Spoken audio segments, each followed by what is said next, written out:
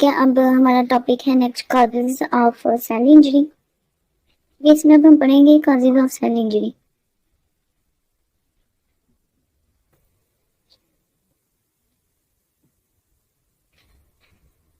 पिछले टॉपिक में हमने पढ़ा था कि सेल की जो अडॉप्टेशन है वो कैसे होती है, और अगर सेल अडॉप्ट ना कर पाए तो फिर सेल की इंजरी हो जाती है। फिर सेल की इंजरी की जो कॉजेज हैं वो क्या होती हैं, इसमें हम वो पढ़ेंगे। कॉजेज इसकी होती है हाइपोक्सिया। सबसे फर्स्ट फेज की कॉज है वो आती है हाइपोक्सिया। हाइपोक्सिया होता है जब ऑक्सीजन की डेफिशिएंसी हो जाती है, उसको हम कहते हैं हाइपोक्सिया।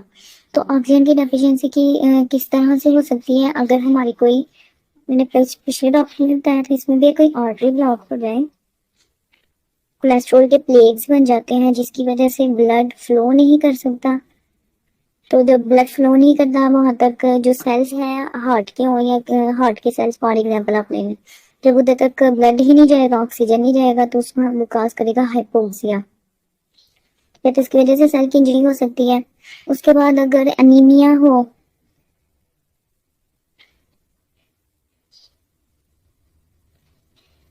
हाइपोक्सिया के अंदर ही हम पढ़ रहे हैं। इसमें पहला जो एक पॉइंट हमने पढ़ा है वो हमने देखा है कि ओक्लियन होने की वजह से इस्कीमिया हो जाए। ठीक है, इसमें क्या है, इस्कीमिया हो जाए ओक्लियन होने की वजह से। इसी में हम अब सेकंड वाला देखेंगे कि अगर अनीमिया हो तो ब्लड बहुत ज्यादा कम होता है। ब्लड कम होता है तो वो ऑक्सीजन कैरिंग जो कैपेसिटी होती है वही कम हो जाती है ब्लड के अंदर, क्योंकि खून ही कम है। तो वो कैसे ऑक्सीजन लेके हमारे ये सारे जो ऑर्गन्स हैं, जो सेल्स हैं, उन तक जाएगा। तो अगर नहीं जाएगा तो सेल की इंजरी स्टार्ट हो जाएगी। उसके बाद जिसमें थर्ड वाला पॉइंट है वो हो सकता है शॉक या हाइपोटेंशन, हाइपोवोलेमिक कंडीशन। लाइक उसका एक्सीडेंट हुआ है, ब्लड बहुत ज्यादा लॉस हो गया, ब्लड लॉस हो गया तो वही बात है, जब ब्लड ही नहीं है तो कैसे ऑक्सीजन सप्लाई होगी। तो इनमें सब में वही आ जाएगा, हाइपोवोलेमिया है, ब्लड प्रेशर कम हो गया है, या ब्लड का वॉल्यूम कम हो जाए, या ब्लड ही कम हो, तो ये सारी कंडीशंस कॉज करती हैं हाइपोक्सिया। ठीक है। और फोर्थ में हम इसमें जो है हार्ट फेलियर भी लगा सकते हैं। फिर हार्ट फेल हो गया है तो वो ब्लड को पंप ही नहीं करेगा। अगर ब्लड है होगा भी बॉडी के अंदर तो उसको पंप ही नहीं करेगा तो वो ऑर्गन्स तक जाएगा ही नहीं। तो जब जाएगा ही नहीं तो ऑक्सीजन की डेफिशिएंसी होगी, वो काज करेगा हाइपोक्सिया। ठीक है, ये है फर्स्ट वाला हाइपोक्सिया। इसमें जो सेकंड वाला आता है वो आएगा फिजिकल एजेंट्स। अब फिजिकल एजेंट्स कौन से हैं, जो कि बाहर के एक्सटर्नल एनवायरनमेंट वाले कोई भी एजेंट्स हो सकते हैं। तो इसमें क्या हो सकता है, हम इस तरह कर लेते हैं ताकि अच्छी वाली समझ आ जाए आपको। कोई भी ट्रॉमा हो सकता है। ट्रॉमा मतलब उसे कोई भी एक्सीडेंट वगैरह हो गया है उसका, या फिर उसको कोई इलेक्ट्रिक शॉक लग गया है बाहर से जिसकी वजह से सेल की इंजरी हो गई है। या तो फिर जो एक्सट्रीम ऑफ टेम्परेचर है। एक्सट्रीम्स ऑफ टेम्परेचर का क्या मतलब है, एक्सट्रीम ऑफ टेम्परेचर का मतलब है या तो उसका टेम्परेचर बहुत ज्यादा कोल्ड था या तो टेम्परेचर बहुत ज्यादा हॉट था। ठीक है, उसकी वजह से उसके जो सेल की जो डेथ है वो शॉर्ट हो गई है, सेल इंजरी वगैरह हो गई है उसको। थर्ड इसमें आएंगे हमारे पास केमिकल एजेंट्स। ठीक है, अब जो केमिकल एजेंट्स हैं उसमें क्या हो सकता है कि या तो ग्लूकोज या फिर जो सॉल्ट है उसकी कंसेंट्रेशन ज्यादा हो गई है। ज्यादा का मतलब यह है कि या तो उसको शुगर थी, डायबिटीज मेलिटस थी, वो डायबिटिक पेशेंट था, ग्लूकोज बहुत ज्यादा हो गई है, वो अकोमुलेट होने लग पड़ी है वेन्स के अंदर, उसके ब्लॉकेज हो गई है, स्कीमिया वगैरह हो गया, वो कुछ भी इस तरह का सिस्टम हो सकता है। या तो फिर सॉल्ट ज्यादा हो गया है, सॉल्ट में अगर उसको हाइपरटेंशन का मसला है तो उसमें सॉल्ट ज्यादा हो गया तो उसका ब्लड प्रेशर और बढ़ जाएगा, तो वो भी सेल की इंजरी काज करवा सकता है। उसके बाद अगर ऑक्सीजन जो है वो ही बहुत ज्यादा हाई कंसेंट्रेशन में हो तो भी सेल की इंजरी काज करेगा। उसके अलावा अगर उसने कोई भी बाहर से पॉइजन वगैरह खा लिया है, कोई भी जहर उसने खा लिया है या किसी ने उसको दे दिया है, तो उसकी वजह से भी हो सकता है।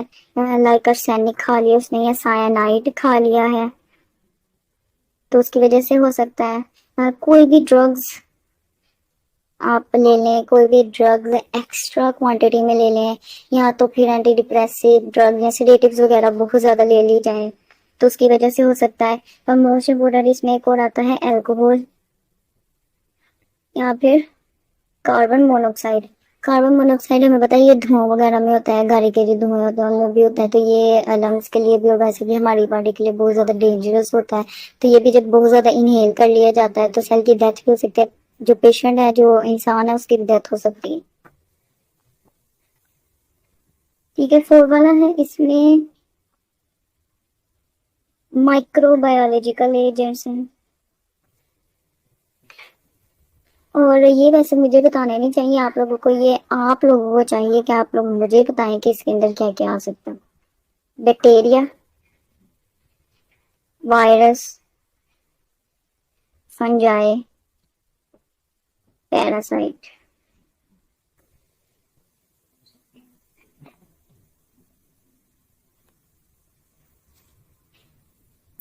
उसके बाद जेनेटिक डिफेक्ट हो सकता है कोई।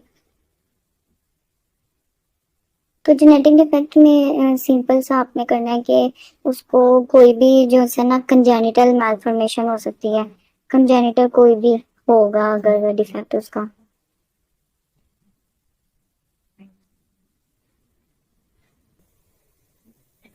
कोई भी उसका जो स्ट्रक्चर है वो अब नॉर्मल था उसके पैदाइशी तौर पे ही, मतलब कि स्ट्रक्चर जो है उसकी डेवलपमेंट नहीं हो सकी सही तरह से, तो कुछ भी हो सकता है उसके अंदर कंजेनिटल जो मालफॉर्मेशन हो उसकी वजह से हो सकता है।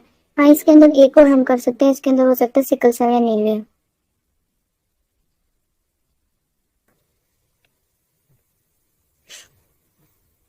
ठीक है, 6 वाला हम इसमें करेंगे न्यूट्रिशनल न्यूट्रिशनल इम्बैलेंस है इसके अंदर, कि कोई भी, ये भी आप लोग मुझे बताना चाहिए, कोई भी विटामिन, कोई भी प्रोटीन, किसी भी चीज की अगर डेफिशिएंसी होगी तो वो कॉज करेगी न्यूट्रिशनल इम्बैलेंस की वजह से।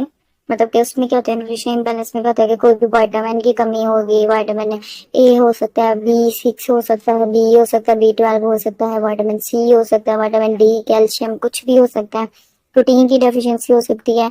तो इनमें से किसी भी चीज की अगर डेफिशिएंसी होगी तो वो कॉज करेगा सेल की डेथ। ठीक है, सेल की इंजरी। ठीक है, अगर आप मेरे चैनल पे न्यू हैं तो चैनल को सब्सक्राइब जरूर करें और वीडियो के बारे में जरूर कमेंट में बताएं आपको वीडियो कैसी